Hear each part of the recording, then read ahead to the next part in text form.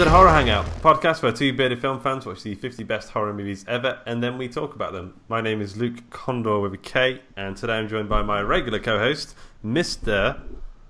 Ben Errington. And today we have long-time listener, first-time host, Mr. Andy Conduit Turner. How's it going, Andy? Really well, thanks, guys. Thanks for having me on. Yeah, no worries. Andy is a spreadsheet wizard, you could say. He's a number cruncher. He's also like in the Horror Hangout board of advisors. He's always got interesting things to say. And I'm hoping, I don't want to put you on the spot, Andy, but I'm hoping you have some brilliant nuggets of conversation for today. The word hot takes has been used mostly by myself, but you promised us some hot takes, so Not too hot though, please. You know. No, just nice in your hands. You can hold them. It's like they're cool like a steak, like a steak slice, yeah. Fresh from Greg's. Other bakeries are available. I get really annoyed at Greg's because every time I go, they always give me the cold one. I'm sure they look at me and go, he deserves a cold one. Like, I think maybe my tastes are too particular. I always get the one that has like low turnover, and it tends to be those ones that tend to be cold. Oh yeah, I know what you mean. But to be fair, I don't like a scalding hot steak bake because you always end up doing this embarrassing thing. You're gobbing meat on the floor in the middle of the high street. It's not good for anyone. You can't eat like a Greg's without being messy anyway because it flakes. Like the pastry is too flaky, and it just sort of flies out everywhere. It snows. You haven't thought about looking sexy while you're eating a Greg's at all. They're missing a real trick. Yeah. Collect all the flakes in the bag and then you drink them at the end. Really? I think it's too flaky. I think it's too... You breathe and it sort of puffs up into the air. You can't contain that into a bag. I can already tell this is going to be the best episode yet. Yeah. This Greg sponsorship isn't coming off now, is it? They're not going to enjoy this at all. You're getting the cold steak slice forever. Oh man, that cold steak slice, it just tastes rubbery to me. Okay, anyway, so on the last episode we talked about The Innocents, which was firmly sort of off the cliff. That's the new expression there, off the cliff. But today we're going to be talking about number 30 on the list. It Follows. Ben, do you want to tell us a little bit about the film? Sure, Luke. Why the hell not? Okay, It Follows is a 2014 American supernatural psychological horror film written and directed by David Robert Mitchell. It stars Maika Monroe, Keir Gilchrist, Daniel Zovatto, Jake Weary. They're listing the whole cast here. Olivia Luccardi and Lili Sepe. The plot follows a teenage girl, Jay, who is pursued by a supernatural entity after a sexual encounter. Oh! Cool. Okay, so this is what the Empire people have to say. They said here, it's a strong contender for the best horror film of 2014. But I kind of feel like if they put it on this list, it must be the best film of 2014. Because this is their top 50 ever. But they say it's a strong contender for the best horror film of 2014. Maybe the person they asked to write an opinion about it was like, I don't even like that film that much. They're like, well, you need to write an opinion about it being on the top 50 horror films ever.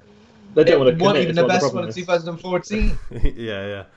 Okay, so It Follows runs with its brilliant central concept and never drops the ball. We never really learn what the it is, except that it's a mysterious entity that's somehow sexually transmitted. Manifesting as a variety of shuffling injured strangers, or sometimes as people known to the victims it inexorably pursues. It's an interesting twist on the slasher movie, promiscuous teen gets killed trope, with the wrinkle that if you find yourself affected, you can just shag someone else and get rid of it, like a chain letter, which is the sequel. That rule takes the film to some very dark places. It's got 97% fresh on Rotten Tomatoes. It's only got 6.9 on IMDb, so it's like the least, the lowest rating IMDb film I think we've had. Why is that? Why is IMDb so odd in its sort of rating systems? Do you reckon those guys run on the theory that something has to be 10 years old before it's allowed to be considered a classic? If it's new, it must be shit. Yeah, maybe it sort of gradually builds up over time. I don't know. Or is it like a user thing? Does it sort of mix user reviews as well? Yeah, I think so. The riffraff so sort of. Any old shit muncher can say, "Oh, it's 1 out of 10." This is bollocks. I don't like bollocks. Just check in 2014 horror films. Yeah. The Babadook, Annabelle, Deliver Us from Evil, As Above, So Below, The Purge, Anarchy. Yeah. Paranormal Activity, the marked ones. Yeah. I Well, mean, there's your best one, obviously. this is actually, A Girl Walks Home Alone at Night. I mean, that's a good one. It's not on this list, though. It's not on that list. I haven't seen No, that it's either. not. I do want to watch that at some point. Is it good? Yeah, it's great. Rec 4. The Guest. Oh, I wouldn't necessarily call that a horror film. This is not a good year really for horror. So how they can say it's possibly maybe one of the top 10 horror films 2014. As Above, Top 50%. have you watched As Above, So Below? I've not. I actually I thought haven't. it was quite good for the first like 2/3. It's like takes place in like the catacombs in Paris, and it's like a found footage thing, and they go around the bone stuff there, and they get it's like really it's a bit like The Descent, but not as Okay. good. But I'd seen definitely it. recommend a go anyway. You'll get on the DVD box with things like, a bit like The Descent, not as good. So we asked Facebook group as normal what they thought of this film. Johan says, I have a mixed relationship with this film. Whilst there are some aspects I love, such as the idea that it can follow you at any time and anywhere, making you keep an eye out on anything on the screen, I find the film's universe and the inner logic crumbles with some analysis. Johan's done some analysis on this film, and it crumbles like a Greg's pasty. The mythos isn't concrete and contradicts itself at times. The world itself is an odd hipster universe. I thought the same thing about some of this stuff. The world itself is an odd hipster universe with some near future gadgets mixed with near retro look. So while it was creepy and the premises is awesome, killer STD. That makes it sound like a good STD. Killer STD, man.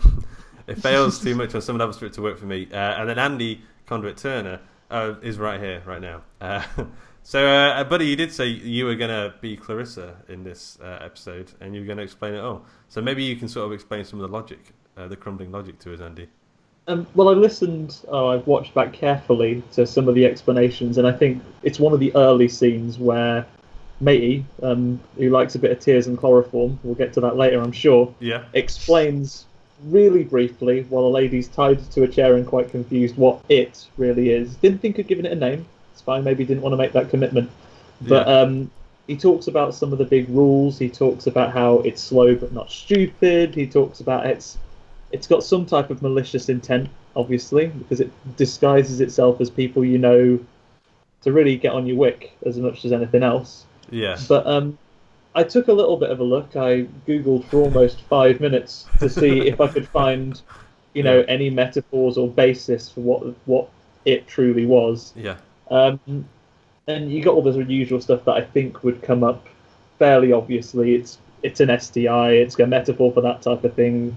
The only thing I found close, which I couldn't find a date on, it could be one of these, sort of creepypastas that come along at the time of a popular horror trope as well. But there are some stories set around Japan that talk about. I'm not going to try and pronounce the name, so I'll no doubt butcher it. But they talk about ghosts that can disguise themselves as loved ones and trick you into letting them into the house, and then they can get you. So potentially there's some inspiration that comes from there as well, but there's nothing definitive that I turned up in my, as I say, pretty extensive minutes of research. 5 minute research. That's all you need, though. I think I saw somewhere the director was saying,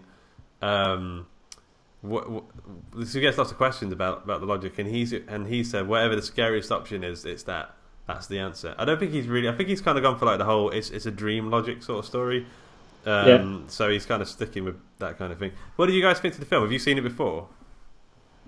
I saw it just after it came out. I didn't quite catch it at the cinema. I saw it like at home with a few guys. Scary even on a little TV. Like it got us a few times, a few shit your pants moments. Yeah.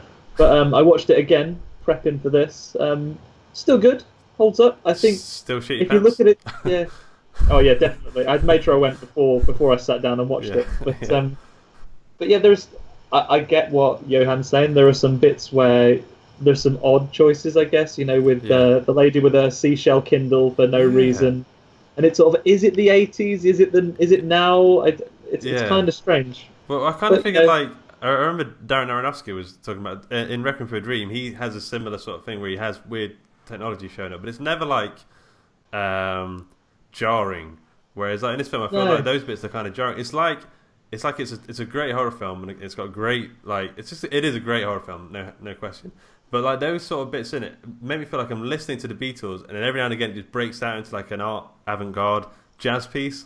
It doesn't need that. It's a good thing anyway. It doesn't need those abstract sort of. Do you think it's a deliberate move to maybe stop it from being dated in the future? You know, when everyone's got a seashell Kindle, they've predicted it and said, "Oh, everyone's got this. They'll think this is a modern film. No need to remake it." Also, they're reading like Dostoevsky, and I'm like, why? What was the choice other than to make it seem maybe elevate it in sort of? And the only thing I'm not sure if anyone else went into this type of detail, but the only thing that ever seems to be on TV are like sort of 30s B movies. Yeah. Every time, and either that or the we've noticed that recently.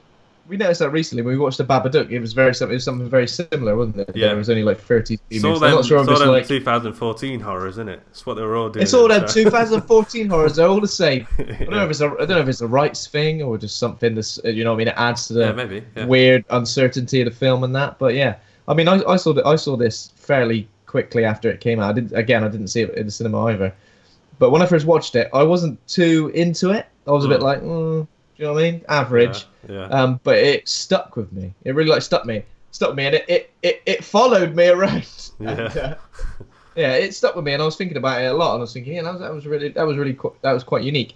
All those little weird bits with the strange technology and that weren't too jarring for me. They kind of like added to the weird uncertainty of the whole nature of the film. Where I was a bit like, that's a bit strange. Yeah. But I'm gonna roll with it. I wasn't like, what the hell? Seashell Kindle? Where can I buy one? Yeah. So I've not got a webcam on, but I'm holding a seashell Kindle right now. Sure. Okay. I thought it was great. I felt like it didn't need those, like, I'm going to say directorial wanky bits. I don't need to see directors wanking. I just don't need to see it. But I thought it was great, and the soundtrack makes the film for me. The soundtrack and the cinematography, I just think it's absolutely like bob on. It's that combination, and I think the performances are pretty solid. Performance, especially from the leading lady, is pretty good. She's pretty cool. I think only Maika Monroe. I've seen her she's in The Guest as well, hasn't she? Yeah, she's the daughter, isn't she? Yeah. Yeah, another horror. Yeah, another synthy score as well, which is cool. Okay. So should we talk about the film and the plot and all that, and get into the steak bake, as it were? If we have to. Yeah. Okay, so yeah, key players, we've got Maika Monroe as Jamie J Height. It's called a J. Keir, you say Gilchrist. I'm going to say Gilchrist as Paul Bolden. The one who got to be different, haven't you? You've got to be different. He's the one who fancies the pants off of Jay. That's the casting call. Lili Sepe and Olivia Luccardi play like the interchangeable girl buddies who make up the troupe. One of them farts. I thought that was an interesting creative choice. Oh yeah. Yeah. It's 2014. Girls can fart too now. Only one of them. I wonder, like, when he wrote that in the script, he was like, like, what point do you write and go, "This is a good idea. Like, this is a good move." Girl farting. Like, and was it real? Was it real in the film? Do you reckon, or do you reckon they've added that? They've got to get. Yeah, they had to get the sound just right for that moment. I don't know. I think maybe. Do you think the girl just did it on the set and they were like, "I like it." These improv moments. Yeah. And she kept doing it throughout the film, and the first time she did it, it was like, yeah, that's cool, we'll keep that in. Second time, we're like, no. Third time, for God's sake, control yourself. Like a match, Jesus. Okay. And you got Daniel Zovatto as Greg Hannigan, who's like the cool neighbor guy. He's a bit of a trope in himself. I have a nickname for him. It's Hot Rebel Neighbor. That's sort of that's all you need to know. This guy. I know, yeah. And he drives his own car. It's cool as fuck. And he's got long hair. And a denim jacket. He's just very, very cool. Okay. You got feelings for him? I have got feelings for him. He's a hot rebel neighbour. Who hasn't? Hope he makes it out okay. Fingers crossed. Fingers crossed. Come on, Greg. So the film starts with a really nice like panning shot. There's a random girl. She comes out of a house. She's like running away from something, and then her dad's like, "Are you okay?" She's like, "I'm fine." And then she runs away again. Like gets in the car, drives away. We just get the idea that something's following her. We're not sure what it is. We imagine it's probably It, based on the title of the film we're watching. But then there's like a really like this is like the first like moment I realised that there's going to be some great cinematography is when she's just hiding on like a cliff edge. Well, I think it's like a beach even. And then there's like the headlights are facing her, if you know what I mean. Yeah. And then it sort of does that like really nice smash cut to her being smashed, like all smashed up on the beach. Her legs snapped like a twiglet. So I thought when the thing gets you, that's what it does. It kind of sexes you into a pulp. Gives your legs a good old snapping. But yeah, like a Chinese burn on the arms and then like a leg snap. But like, it's not very PC, Luke.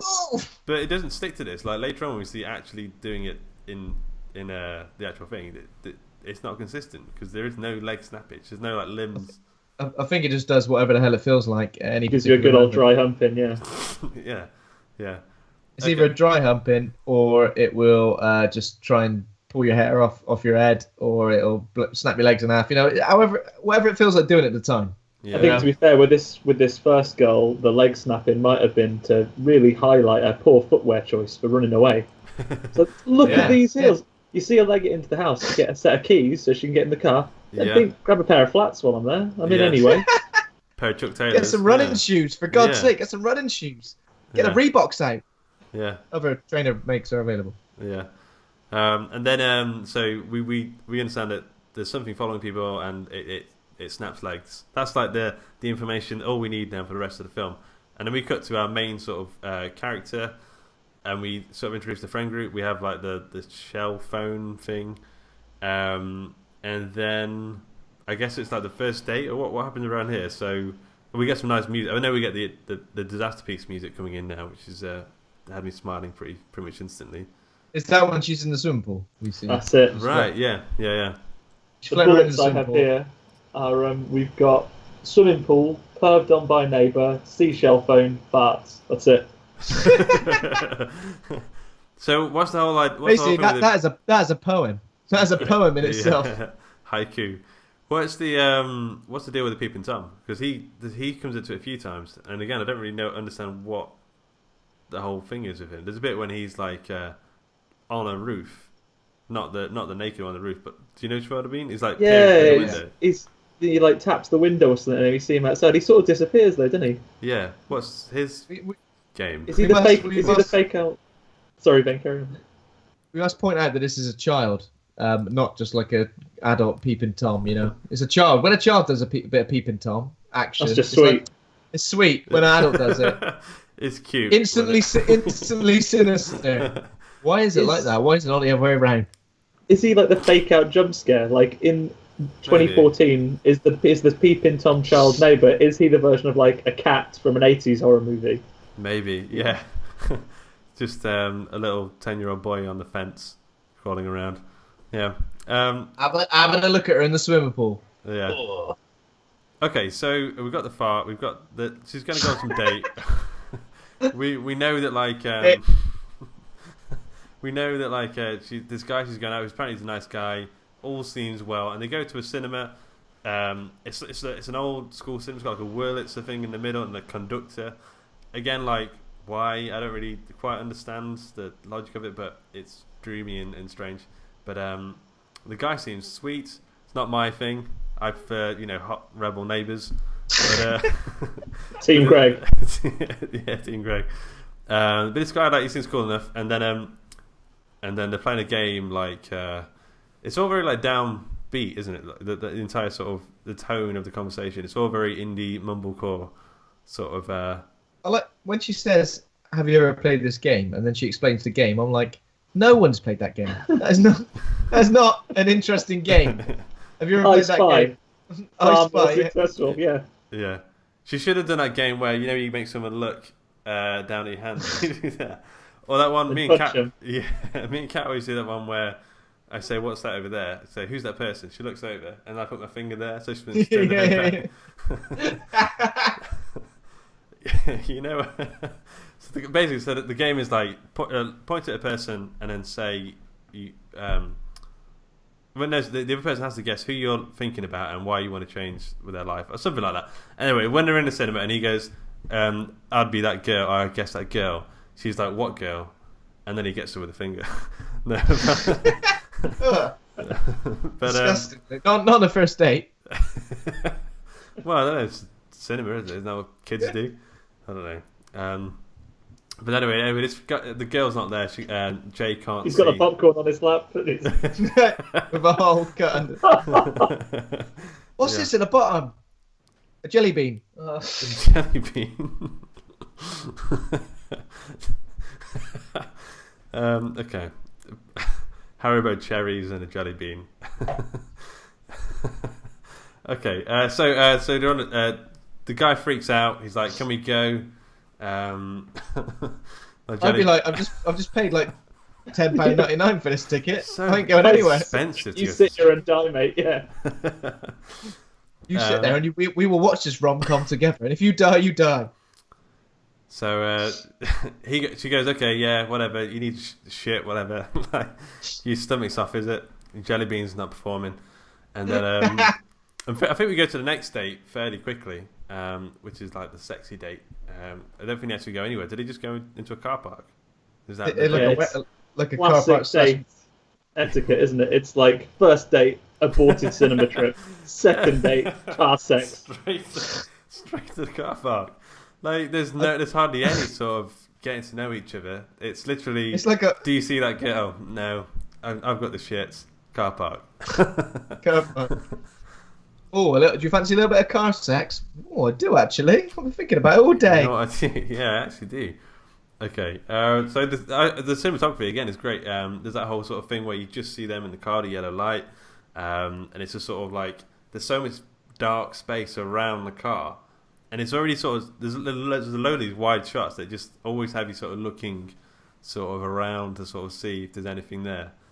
But anyway, anything floating into shot. The sex is a successful sex they have. Hey! And then, jelly bean performed. The jelly bean did the job, and then so what happens now? So the chloroform. She's After the sex, yeah, that's when you have crying and chloroform. The perfect end to any romantic evening. Tears, a bit of chloroform over the face. Cigarette. Yeah. Chloroform. Sure. Takes a long time to like knock her out. Well, a lot of time in Hollywood films, you see someone with a chloroform cloth, and they get knocked out after a few seconds. But there's a real struggle with it, which makes it feel kind of real, I guess. He's buying off-brand chloroform. He is, isn't he? He's buying Tesco's own brand chloroform. Yeah. Mouthwash. By the way, chloroform is apparently like super hard to get, like nearly impossible to get hold of nowadays. I don't know how true that is. You ask around, they'll put you on some sort of list. I don't know what their problem is. But like, I don't think there is a thing that you can put on. Then again, I guess there's like a dream logic thing to the story, but I think it's very difficult to get a thing you can put on a cloth that would put someone out like that. And also, if someone's out for that long, they might die. There's a good chance they might just never wake up. Like they might get brain damage or something. It's very specific, isn't it? So I will knock you out for 10 to 12 minutes. They've got it on the back of the bottle. 3 drops this long. Yeah. I've done the recommended dosage of chloroform. It should be 2 minutes now. Yeah. So she wakes up. She's tied up in a chair. She's thinking, oh, again, we just did the sex. And what happens now? So he says, you've got... This is right. He Clarissa's it right now. Says, right, I'm going to explain it all. Sit up and listen. Don't stress about being tied to a chair. It's nothing creepy. I'm definitely not going to hurt you. But I need to show you this really horrible thing that I've done. But, you know, it'll be all right. Yeah. So then that's when he explains all the rules about how it's really slow, but it's not stupid. And it's going to try and... This thing is going to try and get you. And it's also where we learn that if you've had it following you already... You can still see it because he can see it coming, right? Yeah, yeah. He wheels her chair to the end. He says it's here. He wheels her wheelchair to the end of the little hill thing, and then he points at a naked woman, and she's supposed to believe that, like, yeah, not just obviously it's not just some random naked woman. It's a supernatural entity pursuing me to eventually dry up me to death. Yeah. She takes it on board pretty quickly, as do her friends throughout the rest of the movie. To be honest, everyone accepts this knowledge pretty quickly with very little proof. They're like, all right, seems legit. Yeah. Yeah. I would probably. Would you believe someone if someone said to you, "There's a thing following me. It wants to have sex with me and kill me"? What would you say? Yeah. So yeah, better safe than sorry, innit? I better avoid people walking slowly towards me forevermore. Yeah. Even if it's someone I know and love. Yeah, just get away. Speed up, for the love of God. That's what I was going to ask. Does it take the form of people it's already had, like killed? Because there's one bit when I thought I saw it take the form of the girl at the start of the film. No. I didn't see her in my list. I remember Big Mr. No Eyes. I remember the sort of pissing lady. Yeah. And I think it turns... this is from the Wikipedia. I didn't pick this up when I watched it. I think it turns into Greg before it gets Greg. Yeah, it does. Does it? Walking down the street and then just smashes the window. Well, is that's taking the form of Hot Rebel Neighbour. Hot Rebel Neighbour. I thought if anyone, you'd have picked that up. I didn't. No, he just I didn't realise that was him. She sees him out the window and when he's walking down the street, and then he smashes the window, doesn't he, to get in to his own house. But he's like wearing like a onesie. Don't recognise him without that denim jacket. He'll wear whatever you want him to, Luke. Went off him as soon as I saw him in that onesie. Okay. Don't look good on him. Yeah. Okay, so the guy drops Jay off. So basically, he gets back in the car, he drops Jay off, and says, "Have sex with someone else," and pass the curse on. She flops to the floor. They call the police. Turns out this guy, whatever his name was, is using false identity. I don't think the police know what's going on. His name was Hugh. Why would you choose Hugh as your false identity? And his real name turns out to be Jeff. So. Jeffrey. Hugh's not a bad name. What's wrong with Hugh? Hugh Grant, it's You wanted to be a class, bit of gravitas there, so exactly, you could pull. Yeah. All right. Sorry, maybe I jumped the gun, slagging off the name Hugh. Yeah. Hugh's fine. If any Hughes are listening, well done. Yeah. Jeff's on the other hand. Jeff's on the other hand. You could sling your up. He did his the second name he gave was Jellybean. Hugh's Jellybean.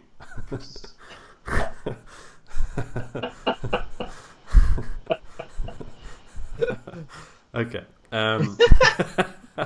Okay. So so what happens next? So okay. So what would you do? So you've got this thing following you. Of course, you don't believe it really at first, but so she first sees it in the school. There's like an old lady. Straight to school the next day. So you don't have a day off. You've had quite a traumatic thing. The police have had a chat with you and said, "Oh, it's probably best to leave it then, I guess." You haven't immediately solved this one. Yeah. So make sure you get back to school tomorrow. Don't miss a single day. You're in an important year. Exams are coming up. Get in. GCSEs are on the way. SATs. Do we still do SATs? I don't know if they still do SATs. Maybe not in America. Oh, okay. Anyway, so and then there's like a old lady. She's in like a hospital gown or something. She's coming after her. And so this is pretty scary. So she sees an old lady from like outside the school, across the road, just slowly walking towards her. I mean, she's probably the scariest of the entity, I think, because she's quite old. She looks like she's been in the war. She looks like she just walked out of a hospital ward. She got quite sunken, like dark eyes, and she looks a little bit terrifying. I mean, I'm sure she's a lovely lady in real life. But... yeah, I don't know. The people they've sort of chose, like, it's the creepiest looking people. Like, imagine them all stood together. The casting call when they're getting them in. Wanted, creepy looking people, all shapes and sizes. Are you creepy as balls? Then come along to this. For one particular role, can you piss for an extended period of time? I'm pissing right now. It's only 2 minutes of piss. That's not enough. Sorry. Yeah. You're exactly what I'm looking for. Just going to like someone who's like an incontinent ward at the hospital. You've got talent. Silver lining, guys. Are there incontinence wards? Free up the beds. Yeah. Get them out of the streets. They have to get special wards for them because they're like a wet room. drains in all the floors. Exactly, yeah. You know that guy, like when you go to a gym or a pool, and there's that guy who's got the mop, he's constantly walking through, mopping up after people. You have one of those guys as well. Just Massive arms because he's mopping all day long. Exactly. Okay, so at this point, me and Kat were like, we were watching it. We say, I said, what would you do? And I kind of feel like this would be an easy one to outsmart because you could. I'd go to like a running track and I'd wait at the 500-meter line start and I'd time it. I'd go to the other bit and I'd time it how long it takes, and then I'd work out from there. How far you have to go away for it to catch up with you, and just sort of stay ahead of it. So this is your research phase. You're in this for the long game. You ain't passing it on. This is right. You're not passing it on. How am I going to live my life with this? Because you haven't met Greg yet in your scenario, I imagine. So not yet. He comes in the second act in my film. Yeah. So this is where you want to do your preparation. This is your Home Alone setting your traps. So the way to beat this entity is not to pass it on to someone else. It's to beat it with maths. Is what you're saying? Well, I mean, I'm real good at maths. There's that. There's also like you could build.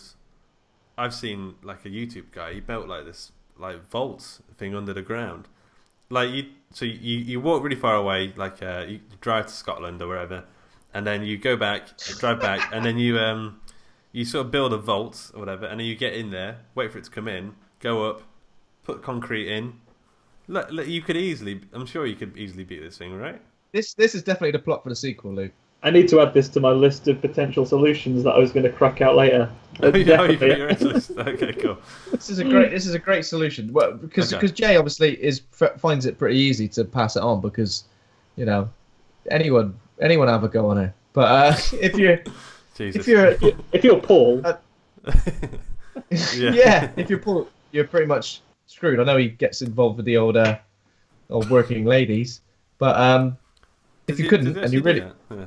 Okay. I think he does at the end, doesn't he? Yeah. He goes around flashing the cash, doesn't he? Yeah.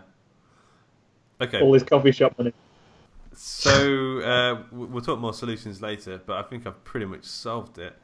Also, if it has to have, I'm not too sure what it actually does to you. If it actually has sex with you to sort of kill you, but you could have it cut off.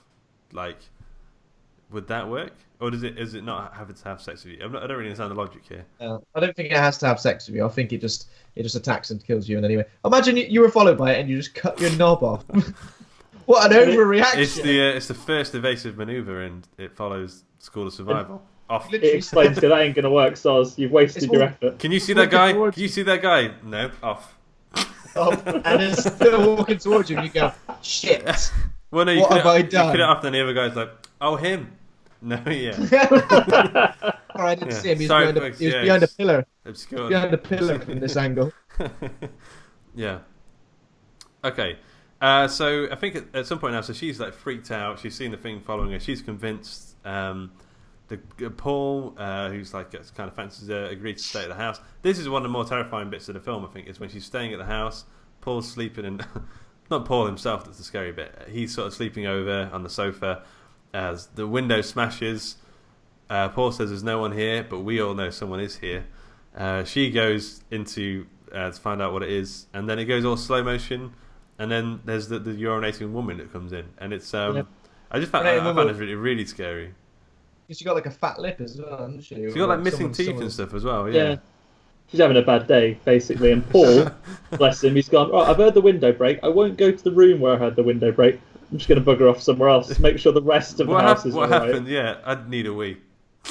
Did he say he was going up? He was going up to tell her sister or something. I don't know. This is where we see like the entity obviously doesn't walk constantly. It stops sometimes because it was stopped in that room, wasn't it? Yeah.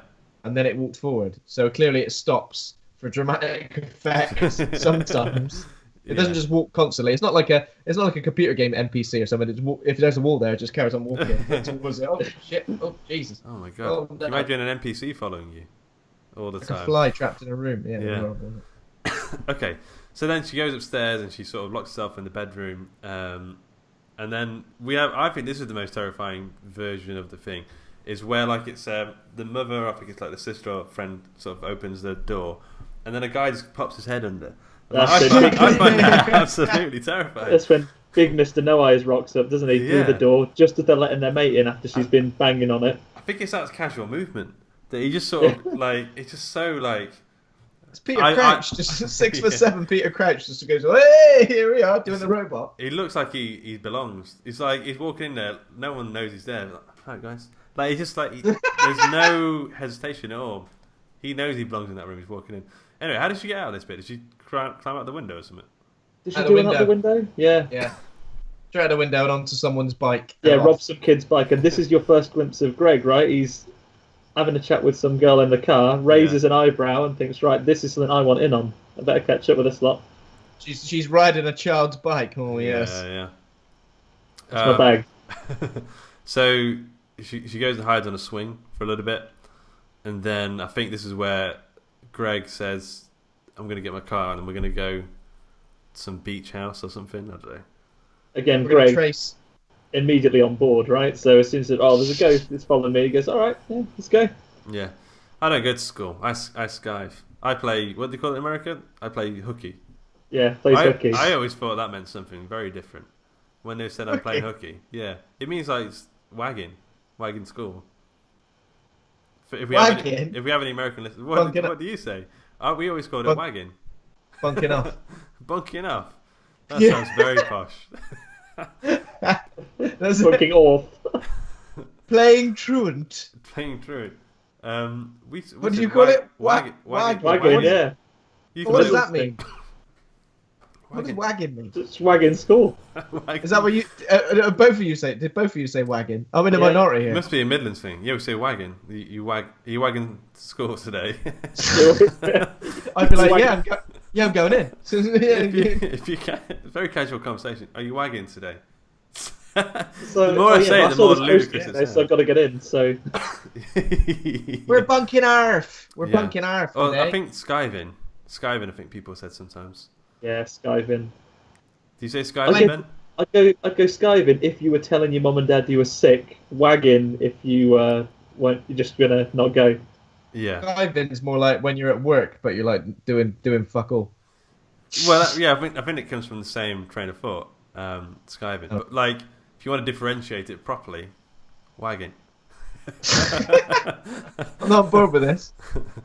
Well, we launched into our sister podcast here where we have wingback chairs and really dissect the English language. Yeah. It's confusing. Well, it's better than playing hooky. Playing hooky does sound like... I always thought like you were like taking drugs and having sex. I was like, I'm playing hooky. Or like a strange sort of version of pool. with a bent cue. Is that what it's called? Playing hooky? Playing hooky, yeah, that's what the Americans say. That's what Greg's into. Having sex and taking drugs. You hoped it was that when Greg said it, didn't you, Luke? Greg plays hooky all the time. You can tell. He looks like a hooker. I don't know what you call them. He's at one with the hooky. You don't even care anymore playing hooky. Okay. So anyway, they drive to the beach house. They chill out for what appears to be a day or so. I don't know where they get the food and beer and stuff from. Who knows? And Don't they try and trace Hugh, or AKA Jeff, at this point before? Is that not after, or is that before? I think they find him a little bit... Oh no, because the beach house... Yeah, it's before. They look for Hugh first. Right, okay. And they go and find his Home Alone house with all his tinnies there to surprise... so he gets a warning if the ghosts come in. And his he's dirty got loads tissues. Of escape hatches. Yeah. And Paul finds his porno stash. The second time Paul has an interaction with porn in this movie, he tells a story about it during the sleepover as well. Yeah. It's like his most cherished memories are with a pornographic magazine in his hand. Yeah. Remember that great day when I had a porno mag in one hand? I had 12 porn mag. He goes on about how many he had. 12. Just imagine it. 12. Remember when we used to find a porno mag in the woods? Those were the good old days. Yeah. And this is where they find inside, like a bit of a reverse thing. It's not like having your school book with like a comic inside. He's got a porno with a classic photo inside of himself and his girlfriend. Yeah. What is that? Is that like for a bookmark or something? That would put you... a bookmark for your porn, 'cause it's a long read. That would put you off, wouldn't it? You'd be turning the pages. A day. You'd be turning the pages and you go, Oh no! I've committed now, so I'm gonna. Yeah. Oh, that's me. That's me at school in that picture there. Too late. Oh, no. Yeah, that's the last image he saw before he finished, before he played hooky. Okay. Spent a long time wondering if that's changed him on a psychological level. Do I fancy myself now? Yeah. So they catch up with him in school. I think his real name is it is Jeff. It is Jeff. Yeah. I think you're just talking bullshit, which is what we tend to do. Okay. So they find him. His name's Jeff. He's pretty weird kid. They sort of sit in the grass. He even does that thing again where he says, "Do you see that girl?" And then they say, "Yeah." And he goes, "Nice headphones or something." Yeah, he's got the knife out, ready to chop his knob off. He's like, "Oh no, okay, you can't see." Yeah. Luckily, I only took the tip off that time. Yeah.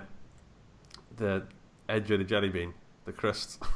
Okay, and then so what happened there? So they just say, "All right, cheers, see you later, Jeff." Right, no hard feelings. Then I guess now you've explained a little bit more. That's all I wanted, just a little bit more information. I'll leave you to your life. And Yeah. then He kind of says, you can pass it on. You're a girl. You can have sex with anyone. He does say that, doesn't he? Yeah, and they say, "Fair dues, good point, Jeff. We'll go to the beach." So this is where they go to the beach at. They also get a gun here and they practice the shooting. And then I think it all seems pretty chill for a while. And then there's quite a cool scene where Jay's on a beach lounger on a deck chair, and then it just grabs at her hair and then starts to yank it or something. And You see it approaching in the background for quite a while, don't you? So Yeah, we the see tension it. really. Yeah. That is like the most novel thing about this film is that I don't think I've seen that done in that way very often. That's sort of just because there's been a few times. I think there's one bit in the school when they left Jeff. They were looking outside the car window, and I'm sure there's just someone in the very just like that's a really good bit. I really like that bit. Yeah, me too. Nothing comes of it, but you think, "Oh, I wonder if that's it," and it's just long enough for you as a viewer to notice. Yeah. But it doesn't end up as a scare in the movie. Yeah, it's really good. That's one of my favourite bits. Yeah, it's this like weird sense of distrust of pedestrians. Just like anyone who's walking, you suddenly sort of don't really trust them. But so they go to this next bit where they're in the beach house. She gets attacked, and I think she gets away. What's his name? Not Greg. What's the other guy's name? Paul. Gets slapped along to the side. She gives him a bit with a chair, doesn't she? She wallops him. Wallops him with a chair. Steel folding chair across the back. Yeah. And then she sort of hides inside the little shed or whatever it is, and it boots the door in or something. And Greg is furious. For a rebel, he is concerned about his parents' property. Like, that's my dad's beach house, and you've busted the door. His parents' It's my dad's favourite door. Yeah. Did she shoot it yet, or she gives it? She shoots it in the head, and it's like you've kicked someone in the shin. It gets straight back up, and that's when it breaks the door and transforms from the hair pulling woman into like a shouty little boy, because they can get through doors a little bit easier, can't they? Small. Yeah, that's why they were so good, back in the industrial age, because they could get into small gaps. More hands. Yeah. Okay, and then she runs away again. Jay sort of she steals Greg's car, drives away, crashes, and then she wakes up in the hospital, I think. And then what happens next? So she has sex. Greg comes in and goes, "Oh, you're in hospital, are you? I know what to do. Belt undone. Yeah, sex with it." Yeah. Do you think he's genuinely doing it here to help her, or is he just being an opportunistic little scumbag? I tell you what he is doing. He's making Paul real sad. You see Paul's face in that morning, because he knows it's gone on. Obviously, then again, Paul, maybe he was watching the whole event unfold, but in the morning he's not looking happy. Yeah, he was watching it from the incontinent ward next door, holding his nose, just looking through the window. That's why an angry sort of look to his face. Yeah, that's why he's got that face in the morning. He's got like a squint in his eye. He's like, "Oh." Yeah. Are you trying to dye your hair, Paul? You smell ammonia for some reason. Okay. Okay. Just wants to be like Greg. Wants to get the same haircut. Yeah. Okay. So what happens? I'm getting a bit lost here in the plot now. So after that bit, so they've done the deed. Greg goes straight from, yeah, I believe in this ghost and I did see it bust my parents' house up to, nah, I don't think it's real. Just go back to your normal life. Yeah. I've had sex with you now, so you can stop worrying about that. And I ain't going to worry. And I'm going to go back to playing hooky and driving about in my car. And then this is the bit where I didn't notice this, but when Jay's looking out the window in the nighttime, and it's Greg breaking into his own house. Right. Yeah. Okay. Yeah. Breaking into his own house, and she goes, "That's weird." Yeah. Probably got a key. Yeah. It's Greg doing it. He's a rebel. I'd be like, classic Greg. Breaks into the house. Just goes back to bed. Yeah. Yeah, I have got a house key in my pocket, but you know what? I'm going to break in anyway. You know why? Classic Greg. Yeah, he's like one of the characters from the Young Ones, just sort of smashing up shit. Like I think I'm going to say Eddie, but it's not Eddie. Where is Vivian? Vivian, yeah. Okay, so she goes over to the house, climbs over the broken window, finds it now knocking on the door. The door opens, and It's Greg's naked mum, then, right? So is it his mum?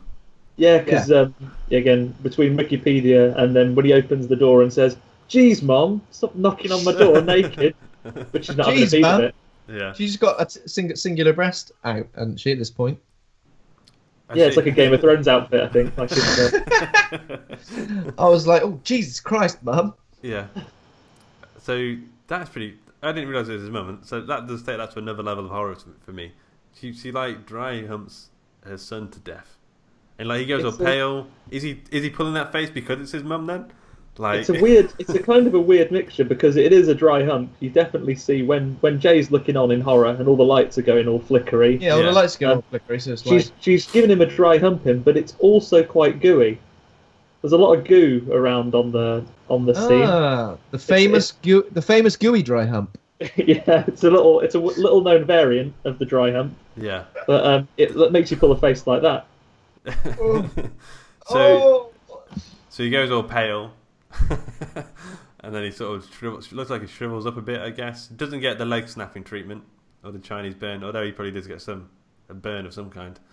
And then depends what his pants are made of, I guess.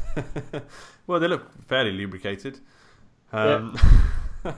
So, and then I think at this point, now we have like the classic sort of they're gonna gang up and they're gonna get this thing right.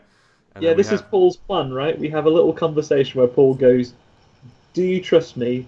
Because in a minute I'm going to explain a batshit plan that will make no sense. But you've got to trust me, like. So we're going to go over here to the swimming pool where I think it's explained that it's where they had their first kiss or something along those lines. It's got some sort of relevance. Yeah. And also this is where in terms of the music, this is where the actual theme sort of kicks in and it's epic. Like I was listening to this theme, like this soundtrack all week now, but it's that one theme that bow is so good, and it just sort of takes them. That's a very 80s thing to do, right? I'm sure there's loads of 80s horror films that had that. The crescendo, the final actual theme seems to be at the point where the characters decide to take a stand. Yeah, sort of like right now's the time. Enough is enough. Draw a line in the sand. Get the swimming pool. Bring all the electricals we can fit in the car, and let's bloody do it. Yeah, it's weird that they're planning to take it out because at this point, just before this scene, Jay sort of spends the night outdoors, doesn't she, on a beach, and she sees like 3 dudes on a boat, and then it looks like obviously we don't see much. It looks like she obviously goes and shags one, maybe some of them. Do you reckon this is what she does to buy herself a little bit of time? Then again, I'm thinking, even in the heady days of youth, I'm not sure if I'm on a boat having a lovely trip with the guys. If a woman swims out to us, clearly quite upset with a cast on, and says, "All right, lads, you I was thinking that. I might think twice. There's something going on here. You're trying to pass on a ghost to me, aren't you?" No, but depends if you've been going for a dry spell or not, I guess. Yeah, you'd at least look it up. You'd get out your seashell Kindle and have a quick Google of. Why have you got the cast on your arm? Oh, just I had a crash in the car. That's fine then. I wasn't running from a ghost. Oh, fair enough. Fair enough. We've all been there. I'm in. Let's do this. Yeah. But then, as they're going off to I think we get a visual that shows that that's over as well. Because as they're going off to the swimming pool to execute Paul's crazy plan, we see like a naked like Hercules on the roof of the house going, Okay. That's just another thing. yeah. Why was he on the roof? Like, I understand it looked cool and it was quite effective to like for them to drive off and it's just a guy on a roof. But in terms of the logic of the creature, like, I'm sure why would it climb on the roof? Like, it just smash the window or take the door. Maybe he was going Three Little Pigs. It was a brick house, so he was thinking, right down the chimney. I can't huff and puff this one. Maybe it was the chimney. Maybe there was something there. Yeah. He was going to come down the chimney. Maybe it remembered, and remember the last time it tried to get in the house, it didn't get her. So he's not going to use a window or a door like it did last time. He's going to use the fucking roof. Yeah. Plan C. Smash straight through it. Yeah. But okay, so when it smashed the window in Greg's, can other people see that? Like, because I get, like, Paul could see it pulling her hair, and it could lift. Yeah. And we see it lift stuff up. So I guess other people that haven't got it can't see it, but they can see stuff that it's moving because other people see it like lifting toasters in a bit as well, don't they? And it's wazzing them. Paul. Yeah. Okay. Well, okay. So the plan: they get there to the swimming pool, and Jay. The plan is Jay's going to get in the pool. I imagine this is the plan. They've got all these electronic gadgets, toasters, and other stuff from the 50s, and she's going to get out when he gets in the pool, and they're going to put the thing in. It's going to electrocute her. They're going to give it some of that stuff. But as soon as it gets in there, it just starts. Just like lobbing these toasters and stuff at her head. It's got a good aim as well. I'm like, maybe when you're a ghost, you got time to practice this stuff. But it's got perfect aim. It headshots over and over again. I couldn't throw a toaster at someone, and I know like Jay's obviously tired. She's getting really narky before she gets out. Before the ghost turns up, she's getting wrinkly. She's like, "Oh, guys, I want to get out." My lips are blue. Yeah. Okay, and then so what happens is she. Well, how does it get in? Did he? It's wazzing shoot it in the head, right? Stuff. And then the fart friend throws like a blanket over its head so they can see it. And that's when Paul, who is crap at shooting, executes it. He's already shot the girl once by accident in the leg, right? Yeah. He's already shot someone else, and then he and then he shoots fart friend. Actually, it's the sister that blankets the ghost, and then he gives it one in the head and it falls in the pool. It takes the appearance of Jay's dad at this point, doesn't it? Yeah. I didn't recognise that at all. Well, yeah. So it only hints because we see a photo at some point of that form as a dad character or something earlier on. You kind of understand that he's not around or possibly dead. This is what I was thinking. Has he been killed by it? Like that's what I thought. That'd be unfortunate, wouldn't it? Yeah. That's what I thought. Like, does it take on the forms of people it's killed already? But obviously not. I think he just horrible sex timeline that links back to your dad. Yeah.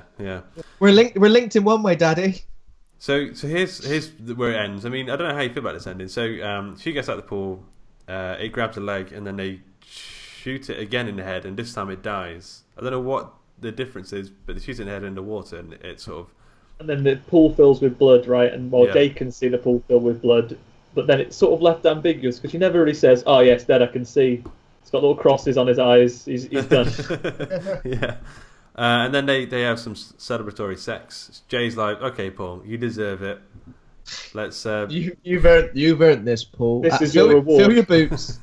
And again, alternative way of thinking of it is that his reward, or is it his punishment for like a real shit plan that didn't make any sense? Yeah, maybe. Yeah, right. We're your pass it plan on. was shit, and you shot someone. Yeah. Yeah. So now you're gonna have this, and I'm gonna have I'm gonna have a bloody day off. Yeah. But then so Paul then goes to see some prostitutes. We don't see anything happen, but I think we get the idea that money's changing hands. He's a pervert. I think pretty much. And then they're walking hands down the street, Jay and Paul, and then we see something following behind them, and then it cuts to black, and that's the end. And it's what do you think about the ending? I mean, those innocent prostitutes have been killed, clearly. Unless he might have sex with them and then tell them, and they might believe him. Who knows? Yeah, maybe. Yeah.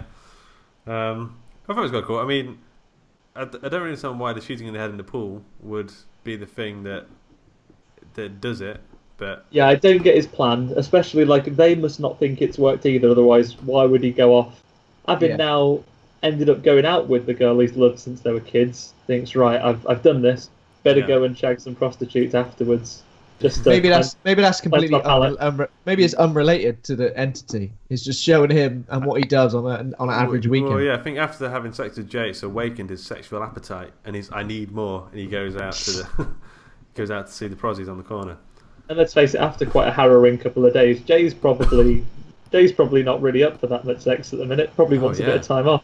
Yeah, if I was her, I would never have sex again. I don't think, just in case. Yeah, can you imagine that if you actually got rid of it, and then the next person you meet, as soon as it's over, the chloroform. Yeah, I've heard it before. I'd say lifestyle choices are the problem there. She needs to change her lifestyle there. So jump scares, shit your pants moments, and directing style in general. What do you guys reckon? Yeah, directing style is pretty good. I think I like the vibe. You like your 80s tonal stuff, though, don't you? Yeah, definitely. And paired out with the soundtrack, I think it was pretty great. Shit your pants moments, not so much shit your pants moments, just like creepy, unnerving, under your skin moments. Gigantor slipping under the door like that. That was pretty weird. Anytime the entity appeared in any weird form was pretty scary. I just like the way it slowly walked into certain shots, and you kind of you kind of saw it from a distance, so you saw it getting closer and closer. In any scenario, that was it. That worked really well, I think. Yeah, I think the camera, like the cinematography, that sort of those constant wide shots and constantly things just in view sort of added to that. What do you reckon, Andy? Similar. The long shots really work for me. I like it when it doesn't always have to come to something and end up being a scare. I like it that you as an audience can see it, and the characters are completely unaware of it. It doesn't always have to have a payoff, which a lot of films they always do.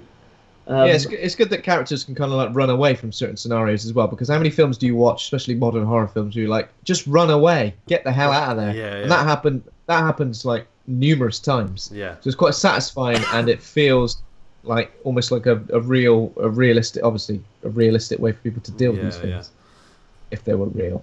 Yeah, but I enjoy it, and I think scary moments. Yeah, it's visual things like old Big Mr. No Eyes when he comes through the door, saying that's quite scary, because it comes in a period where you've just had a couple of scares, and it's almost relentless at that point. Also, I would say the music. If you listen to it afterwards, you just realise how effective that. Some of the music is just making you feel like dread.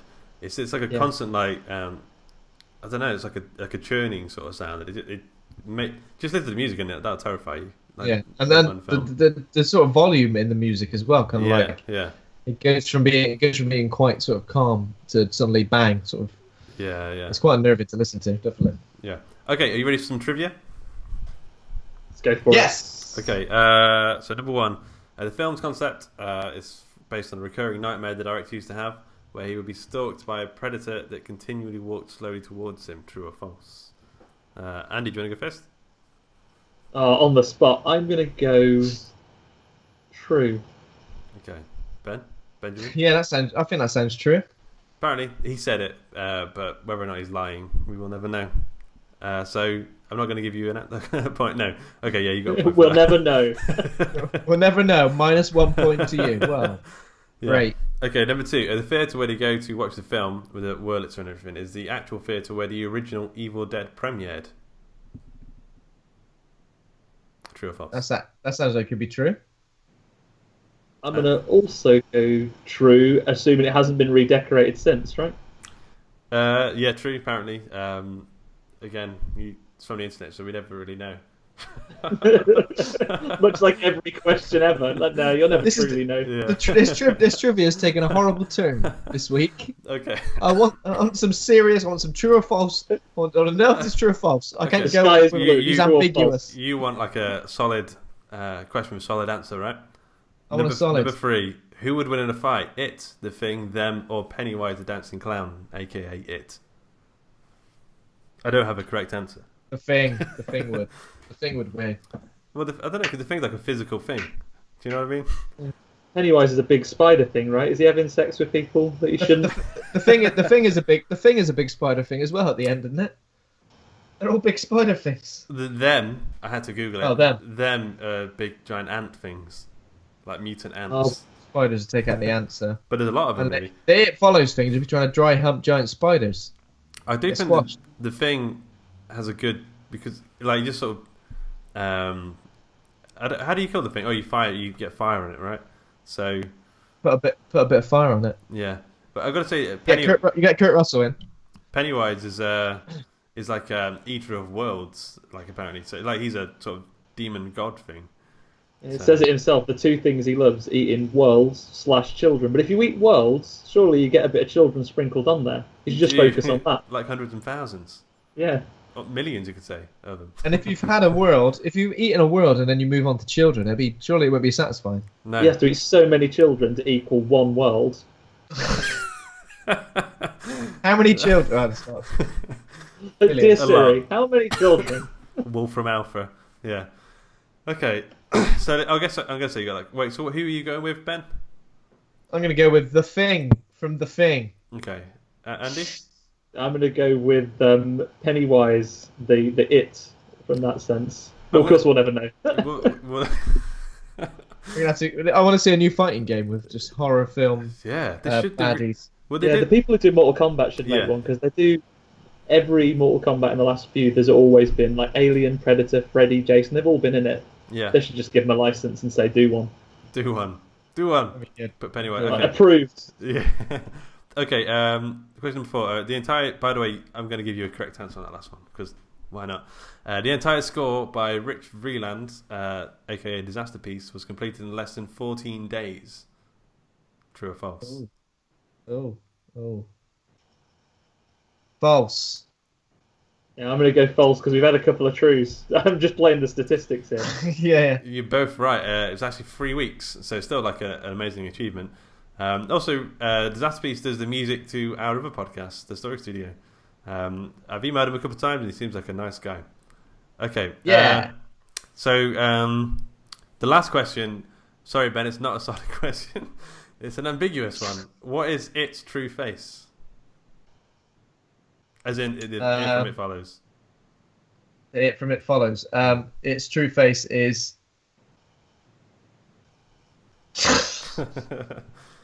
Jimmy Savile. I don't know. Jimmy Savile, interesting. Interesting. Andy? You could go metaphorical and say it's the insecurity within us all, but I'm going to go with Rolf myself. Your first answer was Okay. much better. I feel like I've nudged you towards a certain answer. Yeah. Okay. You've got to be I'm sorry consistent about with tone. It's fine. It's actually the famously sexually frustrated actor and Wonder Man, Andy Serkis of Imaginarium Studios, Oh, who will he played all those. yeah, he played all of the characters there. He Not actually, just the It characters. He played all of the characters. Everyone in it. None Even of these people exist. pretty He played much, the Kindle. He played the fart. the clamshell. You should see the behind the scenes of him doing the clamshell with his with his mouth. Just written lots of Dostoevsky all over his face. Yeah. He was a toaster jumping into a swimming pool at one Yeah. point. No, I'll try again. I was I was a bit heavy with that one, a bit lighter. He got himself a UTI so he could piss convincingly all that time.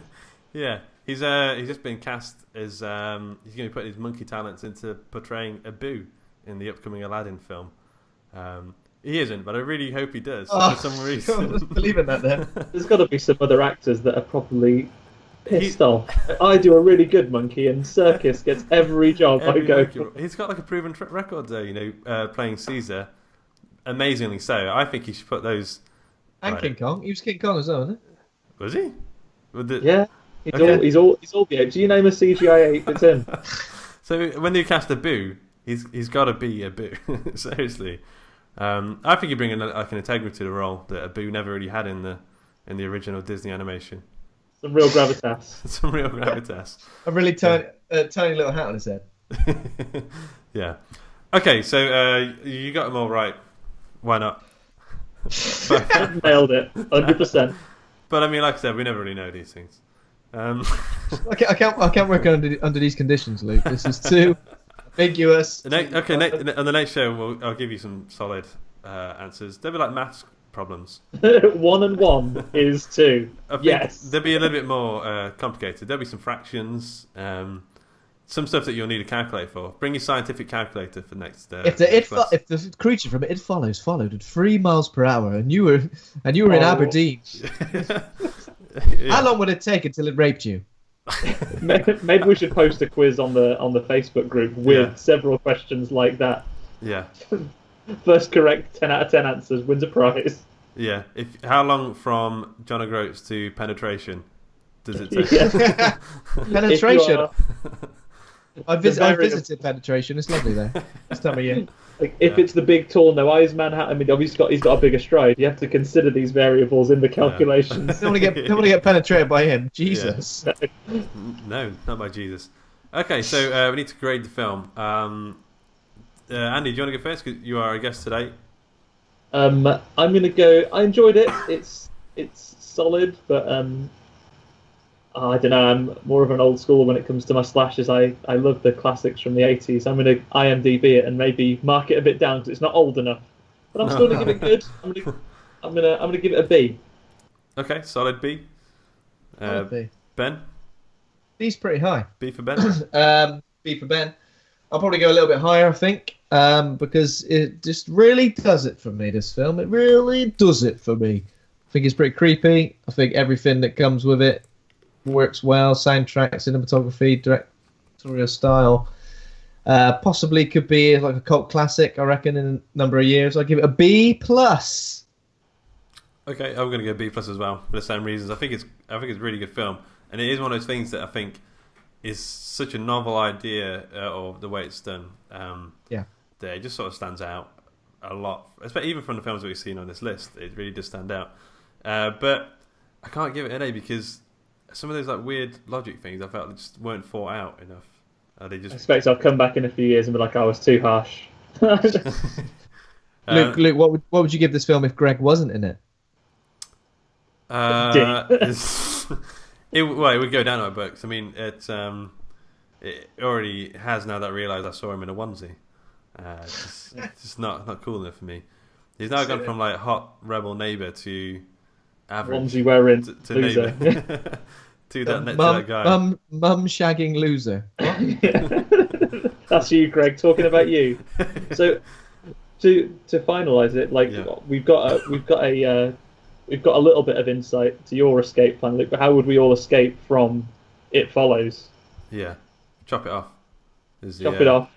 I think, like, obviously, traveling to another country. You do imagine, would it walk through the sea to get to you? Or could it walk and wait and get on a plane?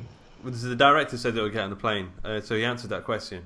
But would it? I don't think it would. I mean, where would it go? Somewhere where you have to charter a plane, so not many go there. Go and do some sex tourism on a really remote island. Yeah. Also, does it just get you when you're asleep? I suppose it could still get you if you were having a kip. Yeah, it would. Yeah. I think. How could you ever sleep if you knew it was after you? Yeah, you just couldn't. In a lighthouse or something that can't take ages to get to you. You have to sleep in Jeff's house, that place where he's got like the with all his traps. Yeah, I think if I wanted to relax, the solution really is to sleep with a celebrity and then just watch their Twitter, and as long as they're still alive, you know you're all right. So go and chat up George Clooney, or Taylor Swift apparently is very nice to her fans. She bought that girl a Nando's once, so I'm sure if you explained it to her, she'd like jump on. Yeah, and then you say, look, you can help me out, otherwise the ghost is going to get me. And then you just follow a Twitter until you hear that your celebrity of choice has had their legs snapped off. Then you're safe.